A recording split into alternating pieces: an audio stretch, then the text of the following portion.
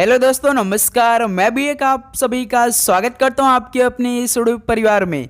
तो आप सब कैसे हैं? उम्मीद करता हूं आप सब अच्छे होंगे, स्वस्थ होंगे और आप सभी की RRB NTPC 12th level exam 2025 की तैयारी बहुत ही अच्छी तरीके से चल रही होगी। तो साथियों, आज की इस क्लास में दमदार प्रश्न को डिस्कस करेंगे जो कि 7 अगस्त के लिए होने वाला है और आप सभी का एग्जाम भी स्टार्ट हो रहा है 7 अगस्त से। तो आप लोगों ने अपना एग्जाम डेट और एग्जाम सिटी चेक कर लिया होगा।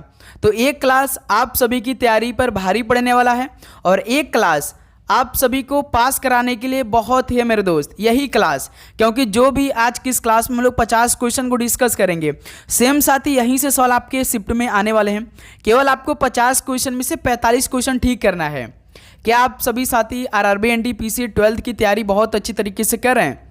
क्या आप सभी 50 क्वेश्चन में से आज की इस क्लास में 45 क्वेश्चन ठीक कर सकते हैं?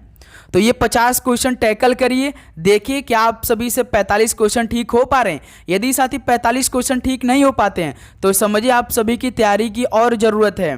क्योंकि जो भी क्वेश्चन आज की इस क्लास में डिस्कस करेंगे बिल्कुल एग्जाम बेस होने वाले हैं। सेम ऐसा ही लेवल के आपके पेपर में सवाल पूछे जाने वाले, हर एक शिफ्ट में, सिंगल शिफ्ट नहीं जाएगा इससे बाहर। ये तो मेरा आपसे वादा है। बस आप सबको क्या करना है, पूरे 50 क्वेश्चन को तैयार कर लेना है। तो चलिए दोस्त, बिना टाइम वेस्ट करते हुए इस क्लास को स्टार्ट कर लेते हैं। और इस बार जो आपका एनटीपीसी 12th लेवल का एग्जाम होने वाला है, एक नए बदलाव के साथ होगा एग्जाम। आप सभी को मालूम होगा कि रेलवे ने नोटिस जारी कर दिया है। इस बार जो आपका एग्जाम होगा वो सेक्शन वाइज एग्जाम होगा। जैसे कि आपका सिलेबस क्या है, पहले आप सभी के कंप्यूटर पे 30 क्वेश्चन रीजनिंग खुलेगा, इसका अलग सेक्शन रहेगा। उसके बाद क्या खुलेगा, 40 क्वेश्चन जीके का अलग सेक्शन रहेगा।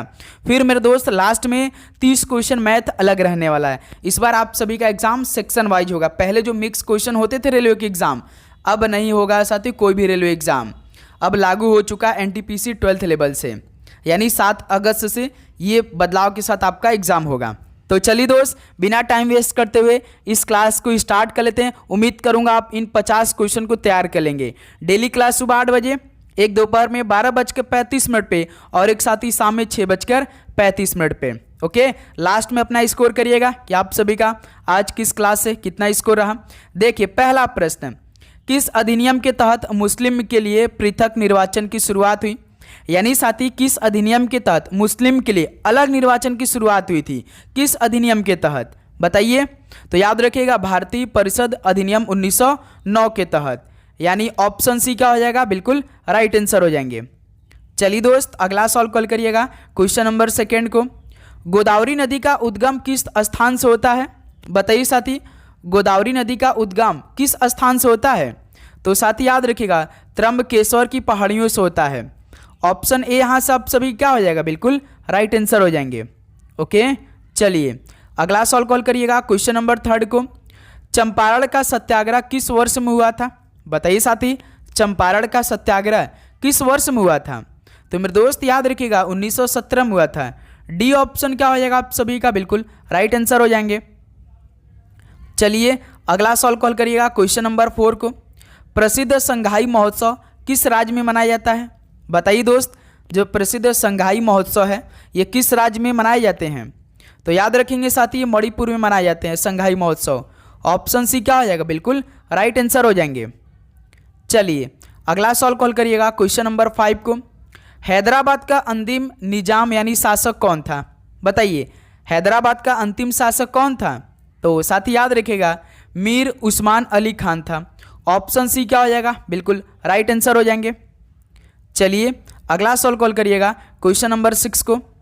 उड़ीसा में युवा लड़कों के नृत्य को क्या कहते हैं? तो साथी उड़ीसा में युवा लड़कों के नृत्य को क्या बोला जाता है? तो भाई याद रखिएगा, गोटी पुआ बोला जाता है। ऑप्शन सी क्या हो जाएगा, बिल्कुल राइट आंसर हो जाएंगे। चलिए अगला सॉल्व कॉल करिएगा क्वेश्चन नंबर 7 को।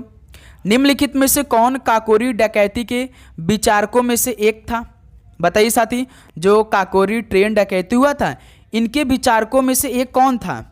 तो भाई याद रखिएगा, अशफाक उल्लाह खां था। बी ऑप्शन क्या हो जाएगा, बिल्कुल राइट आंसर हो जाएंगे। चलिए नेक्स्ट अगला सॉल्व कॉल करिएगा क्वेश्चन नंबर 8 को। प्रख्यात नृत्यांगना प्रतिभा प्रहलाद किस नृत्य शैली से संबंधित है? बताइए, जो प्रख्यात नृत्यांगना प्रतिभा प्रहलाद ये किस नृत्य शैली से संबंधित है? तो मेरे दोस्त याद रखिएगा, भरतनाट्यम से संबंधित है। डी ऑप्शन क्या हो जाएगा, बिल्कुल राइट आंसर हो जाएंगे। चलिए नेक्स्ट अगला सॉल्व कॉल करिएगा क्वेश्चन नंबर 9 को।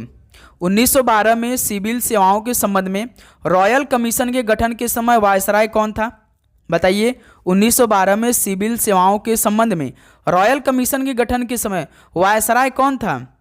तो साथ ही याद रखिएगा लॉर्ड हार्डिन द्वितीय था। बी ऑप्शन क्या हो जाएगा, बिल्कुल राइट आंसर हो जाएंगे। ओके, चलिए अगला सॉल्व कॉल करिएगा क्वेश्चन नंबर 10 को। रणथंभौर राष्ट्रीय उद्यान किस राज्य में स्थित है? बताइए साथी, रणथंभौर राष्ट्रीय उद्यान किस राज्य में स्थित है? तो सर जी ये तो राजस्थान में स्थित है। ऑप्शन सी क्या हो जाएगा, बिल्कुल राइट आंसर हो जाएंगे। चलिए दोस्त अगला सॉल्व कॉल करिएगा क्वेश्चन नंबर 11 को। निम्नलिखित में से कौन सी घटना सर्वप्रथम घटित हुई? बताइए साथी, इनमें से भाई कौन सी घटना सबसे पहले घटित हुई थी? कौन सा आंदोलन या हत्याकांड? तो साथी याद रखिएगा जलियांवाला बाग हत्याकांड हुआ था सबसे पहले, जो कि पंजाब के अमृतसर में हुआ था। कब हुआ था? 13 अप्रैल 1919 में हुआ था। ये आप सभी को मालूम होना चाहिए। ओके, तो इस सवाल का सी ऑप्शन बिल्कुल राइट आंसर हो जाएंगे। चलिए दोस्त अगला सॉल्व कॉल करिए क्वेश्चन नंबर 12 को। स्वतंत्र भारत का पहला नदी बांध किस नदी पर बनाया गया था? तो मेरे दोस्त स्वतंत्र भारत का पहला नदी बांध किस नदी पर बनाया गया था? तो याद रखिएगा दामोदर नदी पर। बी ऑप्शन क्या हो जाएगा आप सभी का, बिल्कुल राइट आंसर हो जाएंगे। ओके, चलिए अगला सॉल्व कॉल करिए क्वेश्चन नंबर 13 को। 15 अगस्त 1947 को भारतीय राष्ट्रीय कांग्रेस के अध्यक्ष कौन थे? बताइए साथी, 15 अगस्त 1947 को भारतीय राष्ट्रीय कांग्रेस के अध्यक्ष कौन थे? तो याद रखिएगा जेबी कृपलानी साहब थे। बी ऑप्शन क्या हो जाएगा, बिल्कुल राइट आंसर हो जाएंगे। चलिए दोस्त अगला सॉल्व कॉल करिए क्वेश्चन नंबर 14 को। अरावली पर्वतमाला के उच्चतम बिंदु का नाम क्या है? बताइए साथी, जो अरावली पर्वतमाला है इसके उच्चतम बिंदु का नाम क्या है? तो गुरु शिखर है। बी ऑप्शन क्या हो जाएगा, बिल्कुल राइट आंसर हो जाएंगे। चलिए दोस्त अगला सॉल्व कॉल करिए क्वेश्चन नंबर 15 को। निम्नलिखित में से कौन क्रांतिकारी संगठन अनुशीलन समिति से संबंधित नहीं है? बताइए साथी, इन क्रांतिकारी संगठन में जो अनुशीलन समिति है एक संबंधित नहीं है। तो कौन संबंधित नहीं है? तो साथी याद रखिएगा राजेंद्र लाहिड़ी नहीं है। ऑप्शन सेम रहेगा, बस आप याद रखिएगा अनुशीलन समिति से राजेंद्र लाहिड़ी नहीं थे भाई संबंधित। ऑप्शन ए यहाँ सब सभी का बिल्कुल राइट आंसर हो जाएंगे। चलिए दोस्त अगला सॉल्व कॉल करिए क्वेश्चन नंबर 16 को। भारत की सबसे बड़ी तटीय खारे पानी की झील किस राज्य में स्थित है? भारत की सबसे बड़ी तटीय खारे पानी की झील किस राज्य में स्थित है? तो साथ ही याद रखिए जो चिल्का झील है जो कि उड़ीसा राज्य में स्थित है, यही है सबसे बड़ी। ऑप्शन सी बिल्कुल राइट आंसर हो जाएंगे। चलिए अगला सॉल्व कॉल करिएगा क्वेश्चन नंबर 17। झांसी की रानी लक्ष्मीबाई किस वर्ष युद्ध में शहीद हुई थी? बताइए दोस्त, जो झांसी की रानी लक्ष्मीबाई जी थी ये किस वर्ष युद्ध में शहीद हो गई थी? तो साथ ही याद रखिएगा 1858 में। ऑप्शन सी क्या हो जाएगा आप सभी का, बिल्कुल राइट आंसर हो जाएंगे। ओके, चलिए नेक्स्ट अगला सॉल्व कॉल करिएगा क्वेश्चन नंबर 18 को। किस राज्य में पढ़ैनी भद्रकाली मंदिर में किया जाने वाला धार्मिक नृत्य स्वरूप है? बताइए साथी, किस राज्य में पढ़ैनी भद्रकाली मंदिर में किया जाने वाला धार्मिक नृत्य स्वरूप है? तो ये साथी केरल राज्य में है। ऑप्शन है यहाँ सब सभी का बिल्कुल राइट आंसर हो जाएंगे। चलिए दोस्त अगला सॉल्व कॉल करिए क्वेश्चन नंबर 19 को। तृतीय मैसूर युद्ध किस अवधि के दौरान लड़ा गया था? तो साथी जो तृतीय मैसूर युद्ध हुआ था ये किस अवधि के दौरान लड़ा गया था? तो साथी याद रखिएगा 1790-92 में लड़ा गया था। ऑप्शन सी क्या हो जाएगा, बिल्कुल राइट आंसर हो जाएंगे। ओके, चलिए अगला सॉल्व कॉल करिएगा क्वेश्चन नंबर 20 को। डिजिटल लोकोमोटिव वर्क्स कहाँ पर स्थित है? तो साथी जो डिजिटल लोकोमोटिव वर्क्स है ये कहाँ पर स्थित है? तो याद रखिए साथी वाराणसी जिले में स्थित है। ऑप्शन सी बिल्कुल राइट आंसर हो जाएंगे। वाराणसी कहाँ पे पड़ता है, किस स्टेट का ये डिस्ट्रिक्ट है? तो ये यूपी का डिस्ट्रिक्ट है, याद रखिएगा साथी। ओके, चलिए अगला सॉल्व कॉल करिए क्वेश्चन नंबर 21 को। हुमायूं और शेरशाह सूरी के बीच चौसाक युद्ध किस वर्ष में लड़ा गया था? बताइए दोस्त, हुमायूं और शेरशाह सूरी के बीच जो चौसाक युद्ध हुआ था किस वर्ष में हुआ था? तो साथी याद रखिएगा 1539 में हुआ था। ऑप्शन सी बिल्कुल परफेक्ट आंसर हो जाएंगे। ओके, चलिए अगला सॉल्व कॉल करिएगा क्वेश्चन नंबर 22 को। भारतीय कृषि अनुसंधान परिषद ICAR का मुख्यालय कहाँ पर स्थित है? बताइए साथी।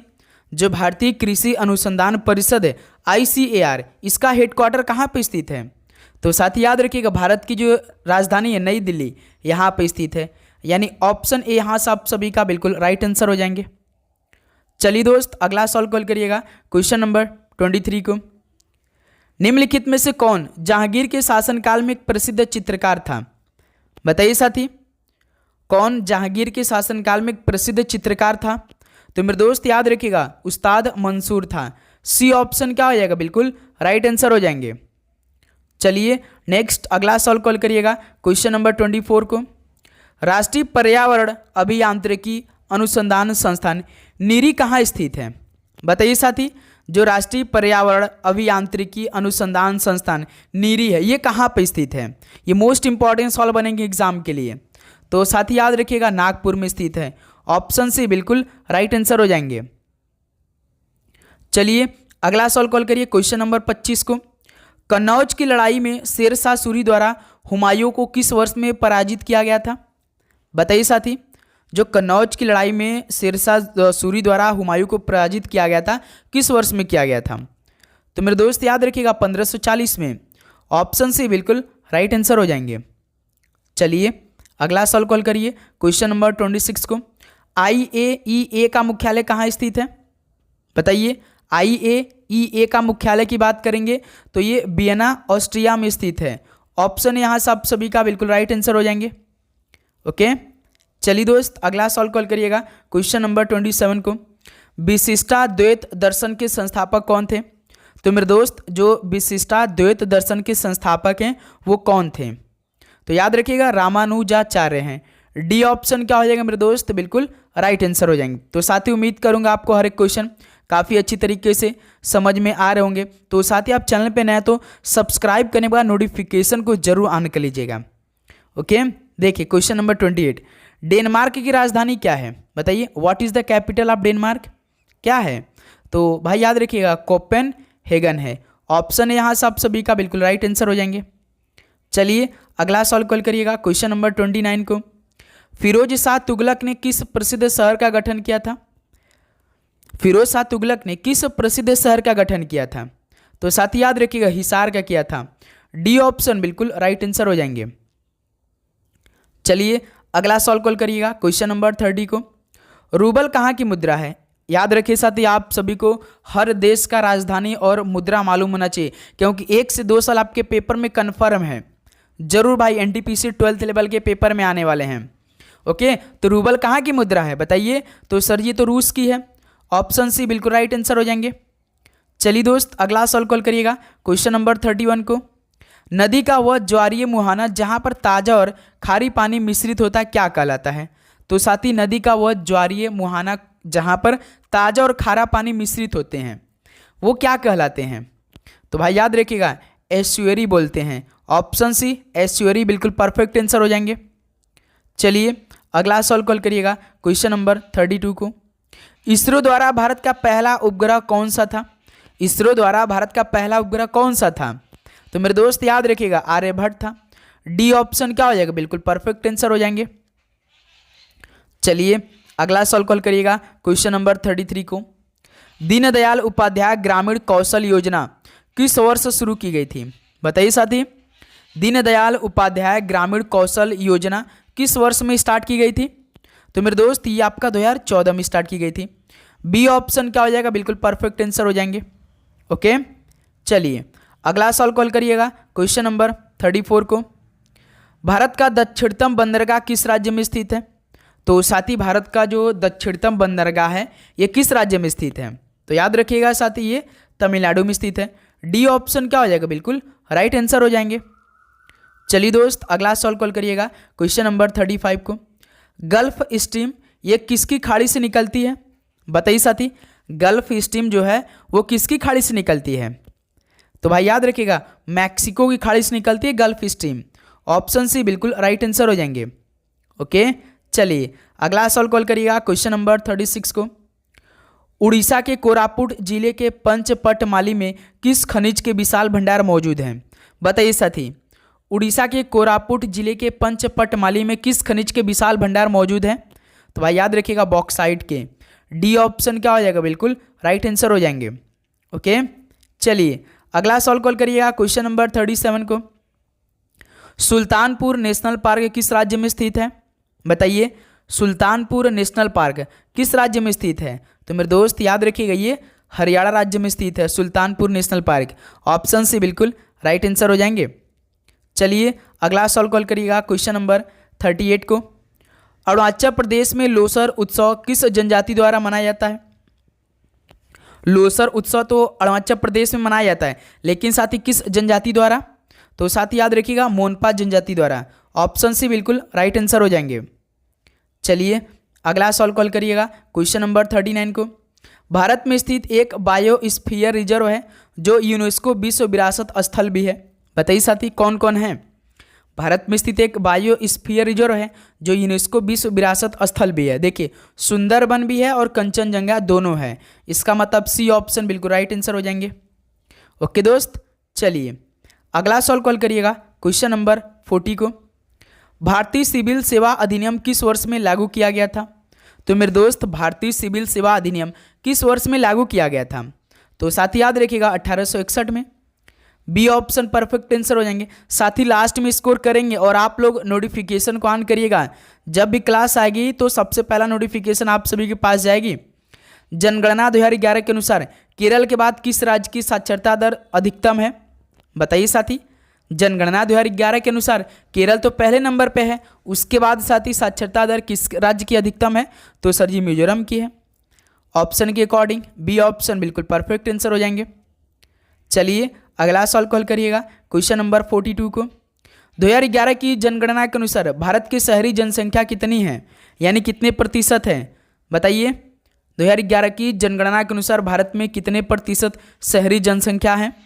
तो मेरे दोस्त याद रखिए 31.16% है। बी ऑप्शन बिल्कुल राइट आंसर हो जाएंगे। ओके, चलिए नेक्स्ट अगला सॉल्व कॉल करिए क्वेश्चन नंबर 43 को। 1971 के भारत पाक युद्ध के समय कौन सी पंचवर्षीय योजना भारत में चल रही थी? 1971 का टाइम बता दीजिए। सिंपल सा मेरे दोस्त, आप सभी को मालूम होगा कि जो साथी 1969 में चला था एक पंचवर्षीय योजना जो कि 74 में समाप्त हुआ था। तो कौन सा पंचवर्षीय योजना था 1969 से लेकर 1974 के बीच में? बताइए। तो आप जानते हैं साथी चौथी पंचवर्षीय योजना थी ना भाई। बी ऑप्शन बिल्कुल राइट आंसर हो जाएंगे।